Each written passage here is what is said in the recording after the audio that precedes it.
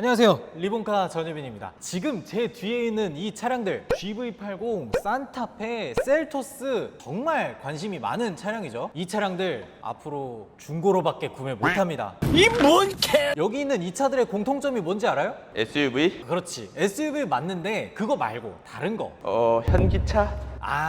현기차 맞는데 정확하게는 SUV이면서 디젤 모델이라는 공통점이 있어요.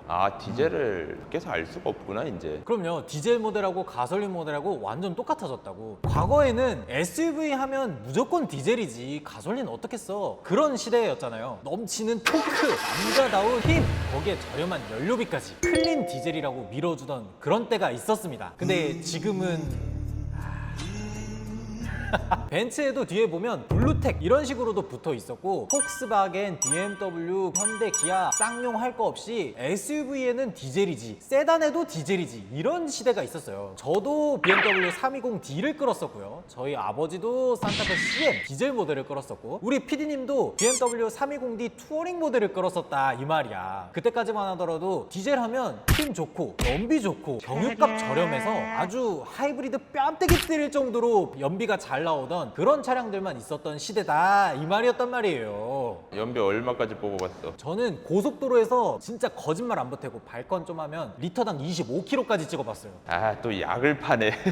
같은 320D 끌었던 사람으로서 25km 나와요, 안 나와요? 나왔던 적이 있긴 있는데 진짜 고속도로만 달리. 그치. 순수하게 고속도로 진입해서 100km에서 리셋하고 그때부터 달려야 한 25km 정도 나왔죠. 근데 클린 디젤이었던 차량들 마냥 좋은 시대만 있었던 건 아니었습니다. 2015년에 폭스바겐에서 무슨 사건이 터졌어요? 디젤 게이트가 터졌잖아요. 이 디젤 게이트가 터지면서 경유 차량들이 점차 하락세를 걷기 시작했습니다. 게다가 엎친 데 덮친 격으로 재작년에는 코로나가 터졌죠. 코로나가 터지면서 어떤 사건이 벌어졌어요? 요소수 부족 사태가 벌어졌고, 많은 화물차들부터 시작해서 승용차들까지 요소수가 없어서 차를 끌고 다닐 수 없는 그런 사태도 벌어졌었어요. 여기에다가 지금은 유로 6D다, 유로 7D다 이렇게 넘어가면서 디젤이 환경 규제에 막히고 개발이 점점 힘들어지는 그런 시대까지 와버렸어요. 왜냐면 유럽에서 2025년부터 유로 7을 적용시킨다고 하는데요, 유로 7에서 가솔린이면 가솔린, 디젤이면 디젤 이렇게 구분지어서 환경 규제를 발표해줬으면 좋았는데, 얘네는 그딴 거 없거든. 야, 가솔린, 디젤 똑같이 할 거 없이 그냥 이 규정에 맞춰, 야 이렇게까지만 해야 돼, 여기서 넘어가면 니네 다 벌금이야, 이렇게 해버리니까 아무래도 환경 규제에 맞추기 힘든 디젤 모델들은 개발하기가 더욱 벅찼던 거죠. 그래서 실제로 가솔린과 경유차의 개발 비용을 대조를 해보니까 유럽 자동차 제조 협회에서 발표한 자료를 한번 보면요, 승용차, 승합차가 유로 7을 준수하기 위해 투입되는 직접 비용은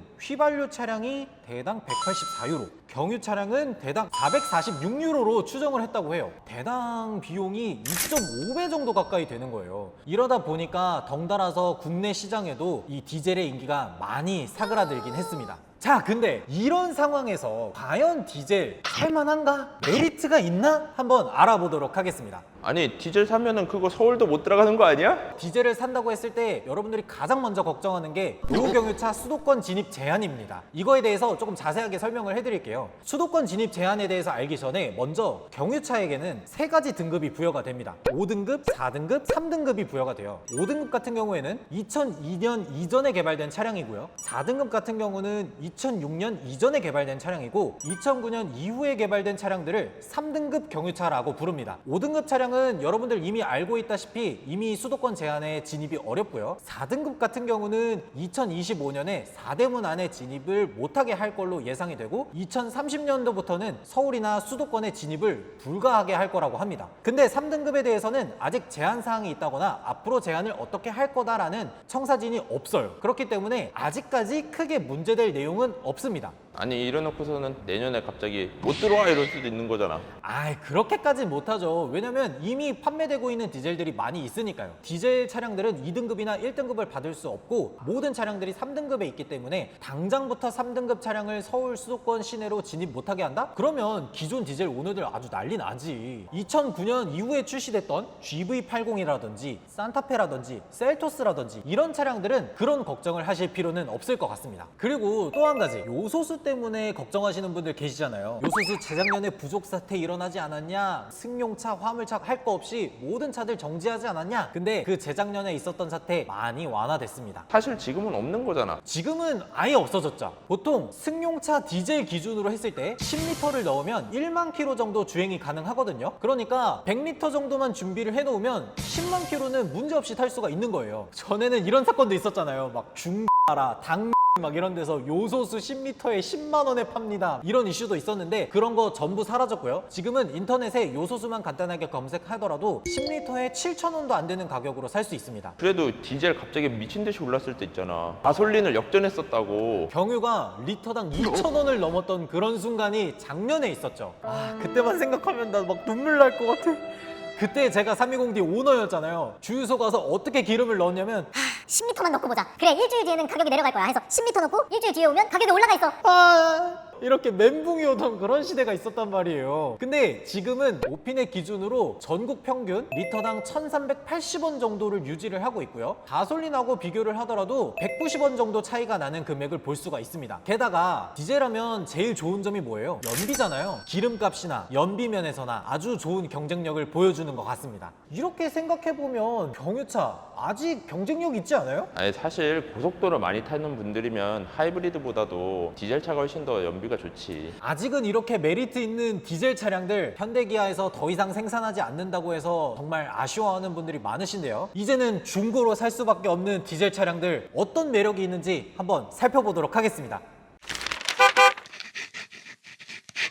첫 번째 매력 있는 차 바로 제네시스의 GV80입니다. 솔직히 디젤 얘기하면은 제네시스 GV80을 빼놓을 수가 없어요. 여러분들 V6 디젤은 많이 들어보셨을 거예요. 모하비에서도 사용을 하고요. 베라크루즈 이런 차량에서 V6를 사용을 했었잖아요. 이 GV80 같은 경우에는 V6가 아니라 직렬로 들어가는 6기통을 사용합니다. 해외 브랜드 중에서 직렬 6기통을 사용하는 브랜드가 BMW예요. X630D, X730D 이런 모델에서도 i6 직렬 6기통 디젤을 사용하고 있거든요. 이 직렬 6기통의 경우에는 진동이라든지 소음이나 이런 것들에서 굉장히 강점을 가지고 있기 때문에 제가 생각하기에는 현대기아에서 가장 아까운 엔진이지 않나. 너무 아쉬워. 얘만큼은 솔직히 단종을 안 시켜줬으면 좋겠어요. 근데 아쉽게도 오늘자 기사로 이 GV80 디젤 모델도 10월부터 생산 중단에 들어간다고 합니다. 앞으로는 GV80 디젤 모델을 사고 싶다? 직렬 6기통이 들어간 디젤 모델을 사고 싶다? 중고로밖에 살 수가 없는 거지. GV80 진짜 좋은데 이 정도 등치는 솔직히 디젤로 운영해줘야지. 맞아요. 그런 연비나 유지 비용도 얘기를 안 할 수가 없어요. 보통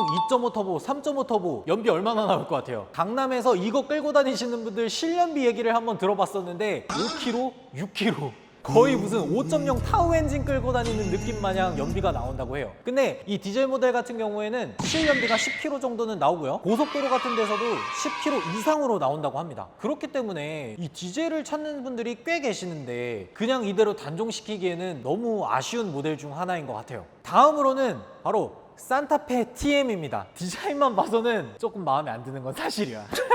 그렇지만 이 산타페도 디젤 모델을 단종시키기에는 너무 아쉬운 모델 중 하나인 것 같습니다. 왜냐면 우리 아버지 차가 산타페 CM이었거든. 이거는 TM이잖아. 예전부터 산타페 디젤들은 아주 명차라는 소리를 많이 들었어요. 산타페 R엔진 들어가고 나서부터 디젤 엔진에 대한 호평이 정말 많았거든요. 실제로도 40만, 50만 이렇게 타는 분들이 정말 많고요. 저희 집에 있는 차는 25만 킬로를 넘었습니다. 그런데도 아직 쌩쌩하게 잘 달려요. 내구성 측면에서도 정말 호평을 많이 받기도 했고요. 연비에서도 정말 뛰어난 모습을 많이 보여줬습니다. 리터당 20km 정도는 가볍게 뽑아주는 모습도 볼 수 있었습니다. 이 정도면 솔직히 유지해줘야 되는 거 아니냐? 이거 이대로 단종시키기에는 너무 아쉬운 차량인 것 같아요. 많이 안 팔리잖아.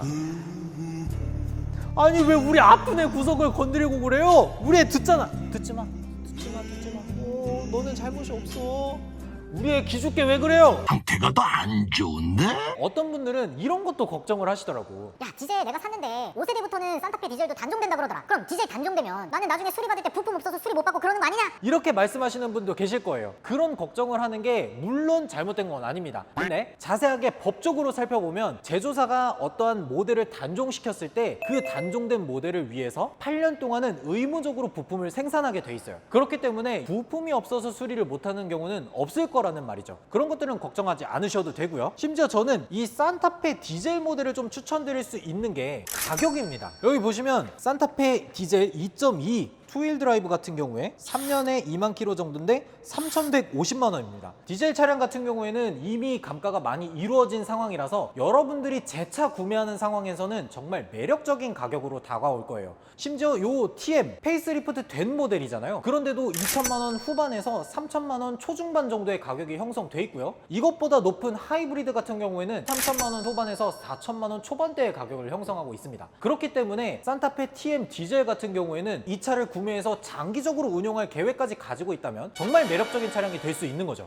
역시 고속도로 많이 탈 거면은 디젤이 낫겠네. 아이 그럼 이 디젤 차량이 메리트 있는 건 바로 고속도로지. 고속도로에서 정말 큰 매력을 가지고 있단 말이에요. 하이브리드나 전기차 이런 차량들도 좋지만 아무래도 주유도 쉽고 빠르게 주유한 다음에 1000km, 1500km 이렇게 갈 수 있는 디젤 차량들이 정말 매력적인 포인트 중에 하나죠. 여기 있는 셀토스도 그만큼 연비가 정말 잘 나오는 디젤 모델 중에 하나입니다. 안타깝게도 페이스리프트가 되면서 디젤 모델이 사라졌지만요. 제 뒤에 있는 이 차량들은 이제 중고로밖에 구입할 수 없는 디젤 모델이 되어버렸습니다. 사실 이 디젤 차량들이 단종되는 이유는 환경 규제뿐만은 아닙니다. 또 다른 이유가 있는데요. 바로 판매량입니다. GV80 같은 경우에도 전체 판매량 중에서 디젤이 차지하는 비율은 불과 20% 정도 내외고요. 산타페나 셀토스 같은 차량들도 전체 판매량에서 10% 내지 20% 정도만 디젤 모델이 판매되고 있는 추세입니다. 이런 비인기 차종들이다 보니까 아쉽게도 현대기아에서는 단종을 시키는 것 같습니다. 비인기 차종이라는 건 중고차 시장에선 호재죠.